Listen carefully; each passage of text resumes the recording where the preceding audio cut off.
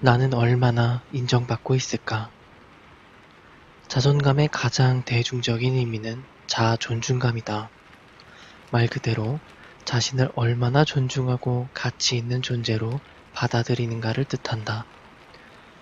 자존감의 중요성이 날로 커지고 있기 때문인지 최근 나오는 육아서적을 보면 칭찬을 강조하며 자녀를 얼마나 사랑하는지 구체적으로 알려주라는 메시지가 많이 나온다.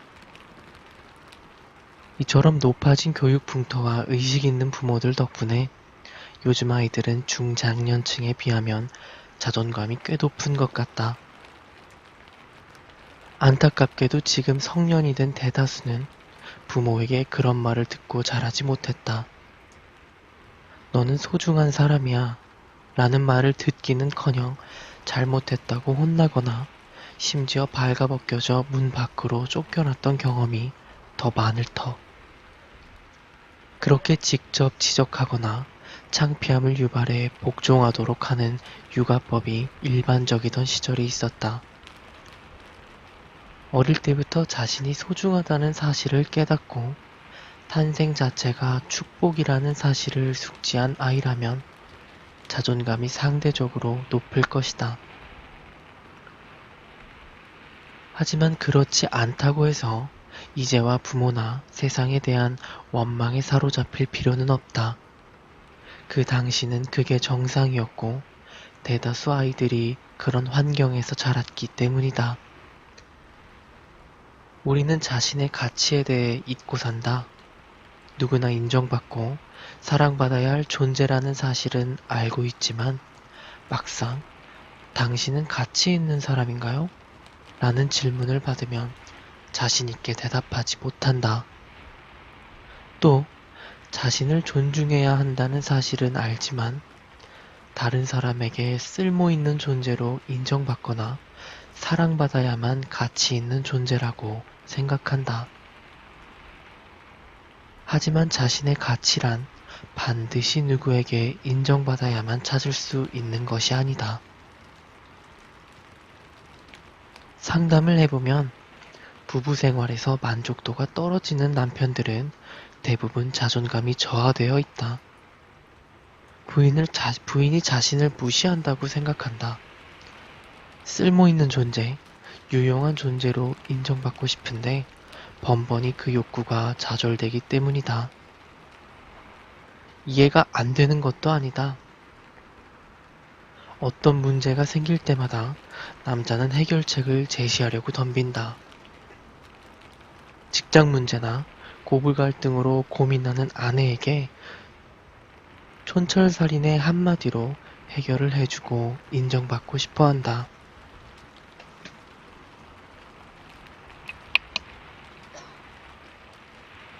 하지만 아내의 반응은 시큰둥하고 남편은 그때마다 자존감의 상처를 입는다.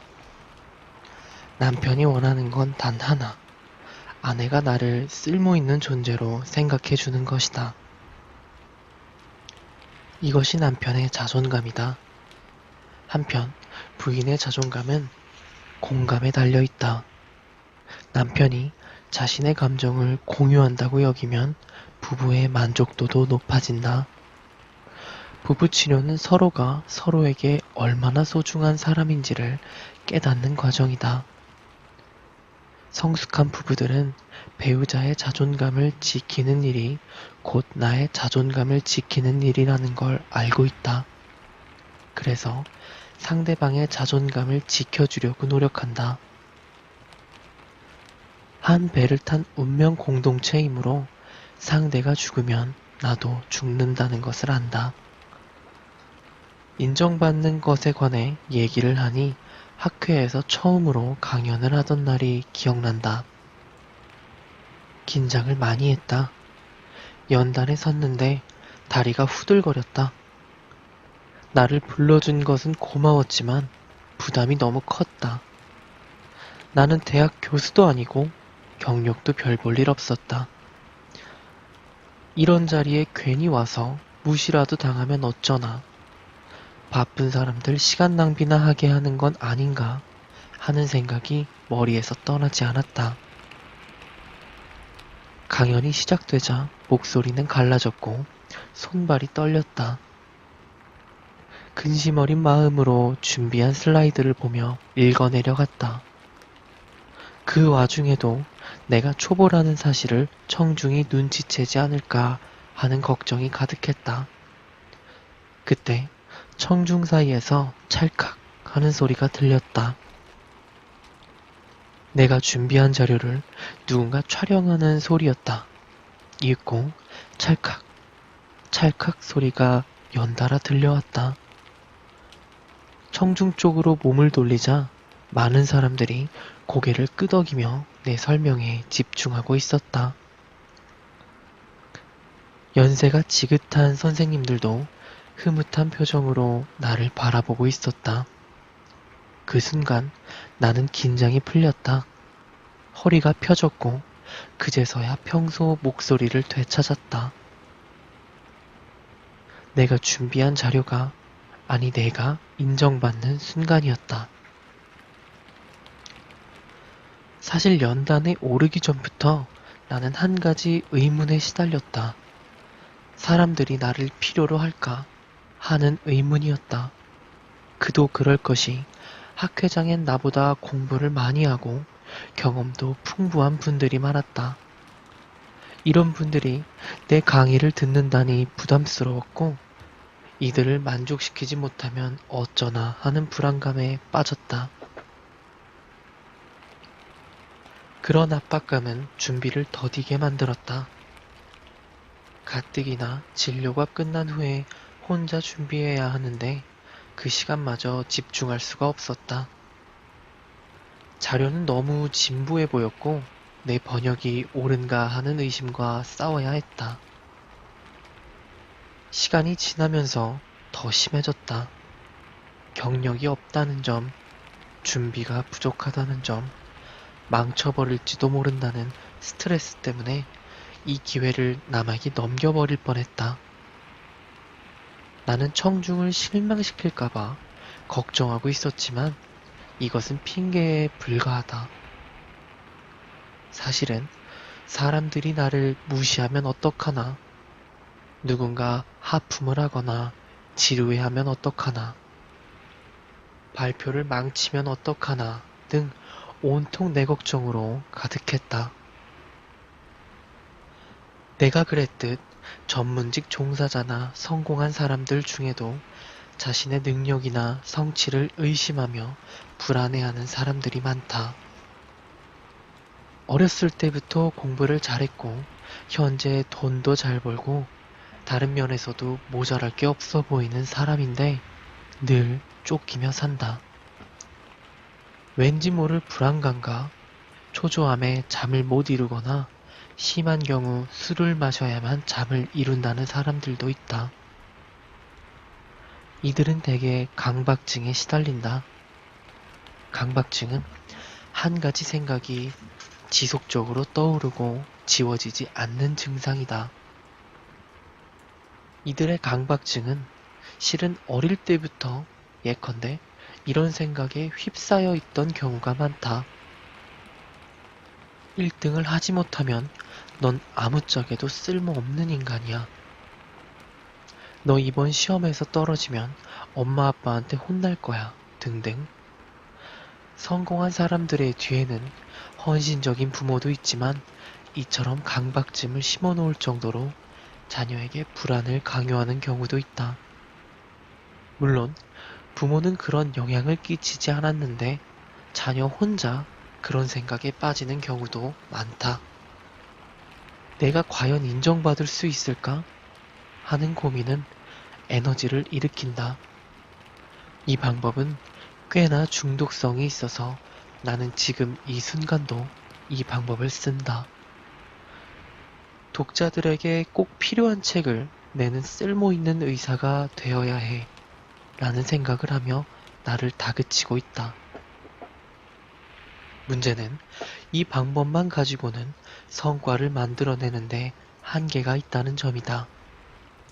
정해진 한도의 에너지를 넘어가면 이 동기부여는 불안과 부담감으로 작용한다. 실제로 이 책을 쓰면서 나는 좋은 책을 써야 한다는 생각에 묶여 한동안 한 글자도 쓰지 못한 채 시간을 보냈다. 좋은 글을 써야 한다는 부담감에 어깨에 힘이 들어갔고 독자들에게 훈계를 하는 나를 발견했고 결국 판매가 되지 않으면 어쩌나 하는 생각까지 겹쳐 글쓰기를 전혀 못하는 지경에 이르렀다. 타인에게 인정받고 싶어 최선을 다하는 방식은 학생 때까지 유용한 것 같다. 많은 고등학생들이 대학에 못 가면 끝장이야 라는 생각으로 공부하듯이 말이다. 하지만 사회에 나오면 그것이 불가능해진다. 사회에서 자신의 가치를 타인에게 인정받는 데에는 한계가 없기 때문이다. 사회생활에는 시험 기간이 없고 담임 선생님도 없다. 1년 내내 평가에 시달려야 하고 인정받아야 할 대상도 한두 사람이 아니다. 게다가 특정인에게 인정받고 싶어 하면 정치적이라는 평가까지 듣기 십상이다. 사회생활에는 뚜렷한 가이드라인이 없다. 언제, 어디까지, 어떻게 해야 가치를 인정받는지 알려주는 길잡이가 없다. 뚜렷한 성적표가 있는 것도 아니고 인기 투표를 할 수도 없다.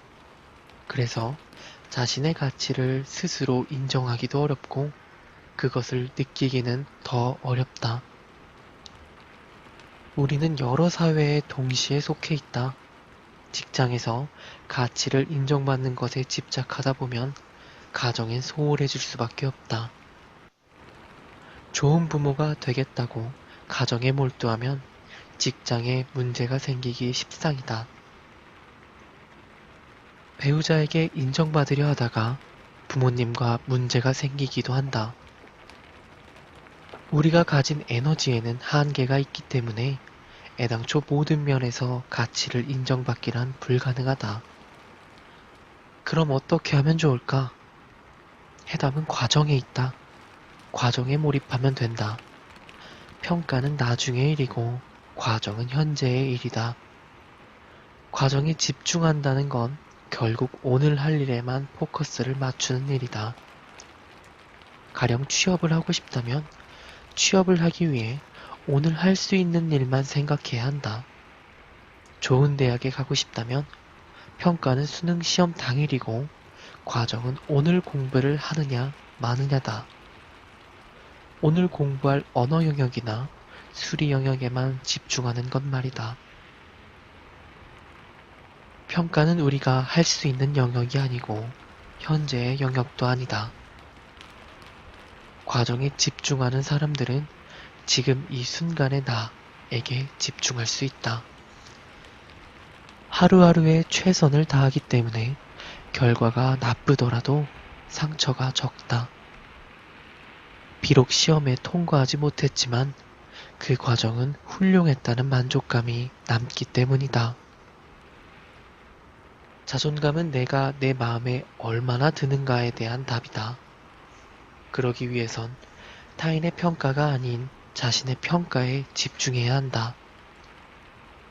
다시 내 강연 얘기로 돌아가자면 요즘 나는 강연이나 발표를 할 때 예전과 사뭇 다르다.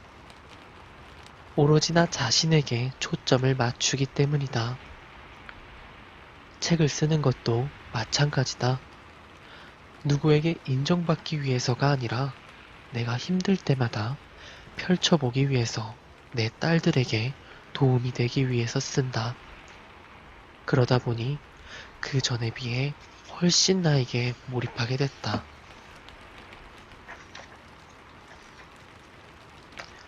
네, 지금까지 나는 얼마나 인정받고 있을까 파트 읽어봤는데요. 저는 이거 읽으면서 굉장히 공감이 많이 됐어요.